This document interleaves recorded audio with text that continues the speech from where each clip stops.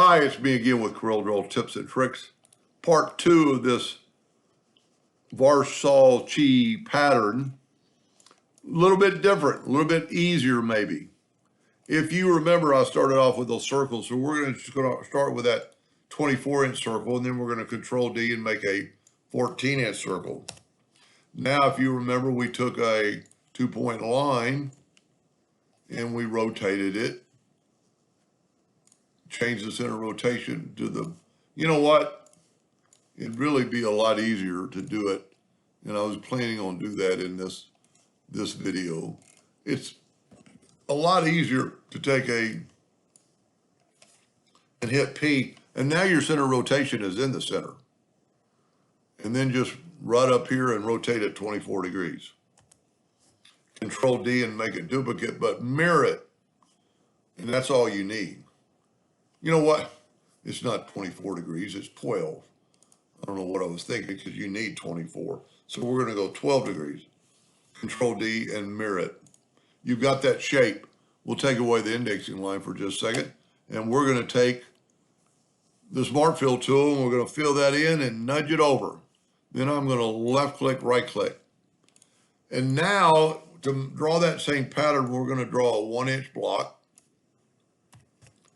And change your nudge distance and remember your 10 so you get it back.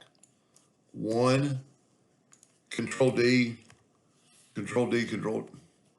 My laptop just had trouble keeping up. So we need, I think it was 6. So we're going to get rid of these.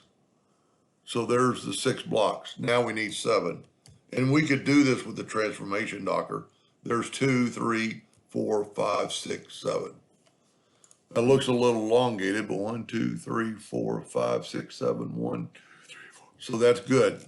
We'll bring in this pattern and you can see it's already got a curve to it. But we can, if you do the same steps as we did before and make the top black all the way across. And this is how I kind of used to do it with the envelope tool. And then we're going to go up to there and over, and then go down, go down, and we have that pattern. Now, I should have grouped my blocks together, but what you can do is you can left click, no outline, and we're gonna go ahead and group all that together. I'm gonna make it a little bit smaller, and see, this is our shape that we need. So we're going to go to the, I don't know why that does that. I guess I hit home. We're going to grab the under effects and go envelope. We've got it selected. We're going to select create a new envelope from form, and we put it in that form. Now we need to nudge that down. So we're going to select it, shift select that, and go EC. And that put it in that box. Now I can get the line out of the way. We can just take it out of the way. Whoop. A little bit harder than I think.